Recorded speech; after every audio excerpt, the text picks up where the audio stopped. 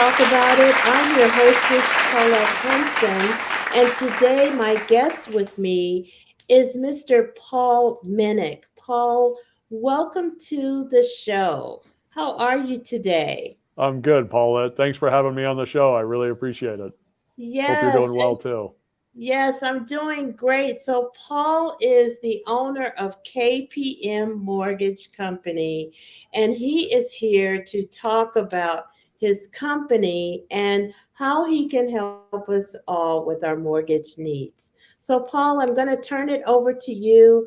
Tell us about your business and all of that, how you got started, your journey. Thanks, Paulette. I appreciate that. So, I've been in business since 2004 as a mortgage guy. And about 5 or 6 years ago, instead of just being a mortgage person, I decided to open up my own mortgage brokerage or mortgage firm. And the reason we did that is we felt that there was a gap in the market where mortgage companies would not properly educate the buyers and the borrowers and explain to them because it's a pretty intricate process, particularly when you're borrowing, hundreds of thousands or sometimes millions of dollars to buy a home or to finance a business.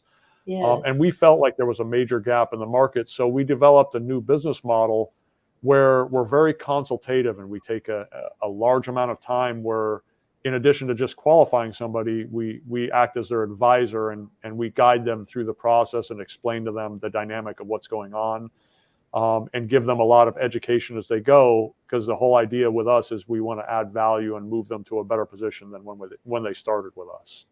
So, Yes. Wow. That is so awesome. And I love to hear that because so many times people make purchases and they have no idea what happened. right. And just for you to mention that building relationships and helping people, your customers, to understand what exactly they're getting into and what are the parameters and all of that. So I think that's great. I think that's awesome. And so tell us a little bit about what's going on in the industry now. There's been so much happening with the economics of our nation and all of that. So how does that affect your business?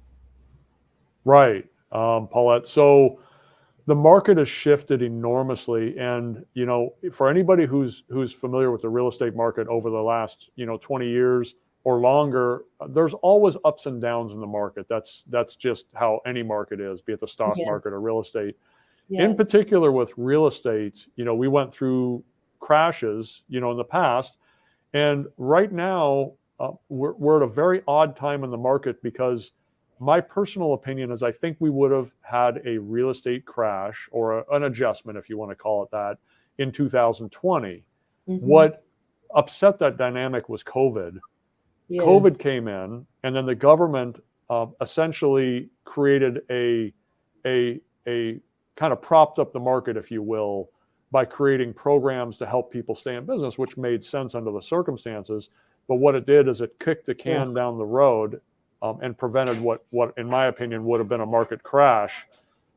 So with that, it disrupted all of the supply chains.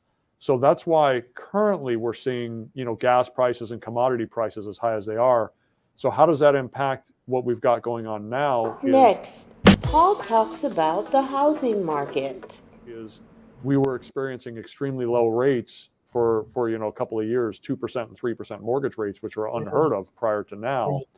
Right. Now that the market is moving back to a normal market, the mortgage rates never made sense at 2 and 3%. 5 and 6 and 7% is what has been the average over probably the last 50 years. So Right. now the rates are moving back to a normal market, and the expectations of both buyers and sellers have to shift with that. And so we're going through a grind where sellers, for example, are expecting more for their property, because they're used to selling to people that are getting 2% rates instead of 6% rates. So Right. there's going to be a bit of an adjustment.